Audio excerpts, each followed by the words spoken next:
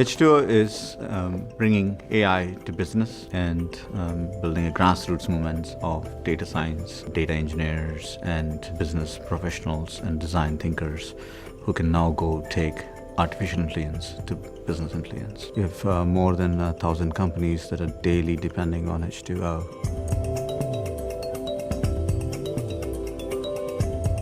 Capital One has been a phenomenal partner for us. There are a lot of good feedback. What algorithms to build, what's the future roadmap, what is the net leap from being just a technology company to a business company that we have become. I think it's a great training ground for entrepreneurs to work with such a great investor partner and then allow you to be ready for even bigger opportunities. One of the things we gave back in return, of course, is we are a very open source company. We build communities, we build brands from nothing. Cap One is a phenomenal supporter of open source and has been for a long time. And I think now they're actually trying to become creators of communities in open source, not just consumers of open source products.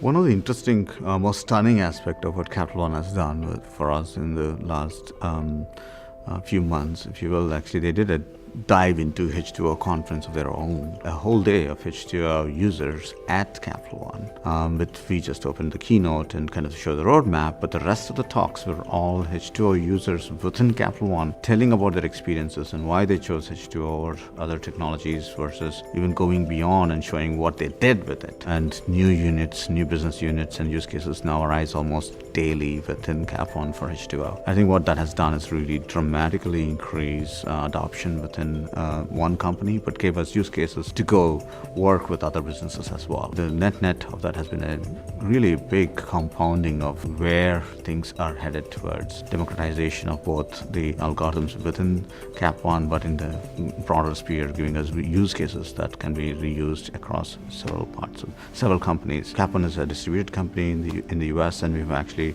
managed to work with different groups, both the San Francisco group, which happens to be right next to Silicon Valley, as well as the Dallas team, which is doing auto loan and auto finance stuff, and the DC, McLean, and Richmond groups, which are working on the fraud as well as credit card businesses.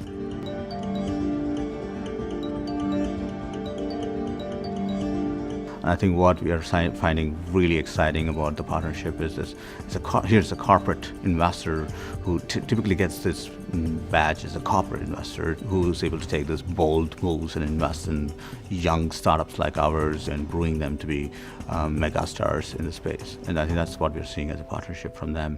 And we have also had other customers in these continents who have now begun to build stronger partnerships because of the trust we built with one large company like Cap One. One of the interesting nuances of Cap One is its culture. It's a very flat culture, even though it's very distributed. It's kept its roots of trying to almost democratize credit. And I think one of the things that we get to do with Cap One is we democratize data science and machine learning. With Cap One, we are able to touch more lives because they democratize credit itself.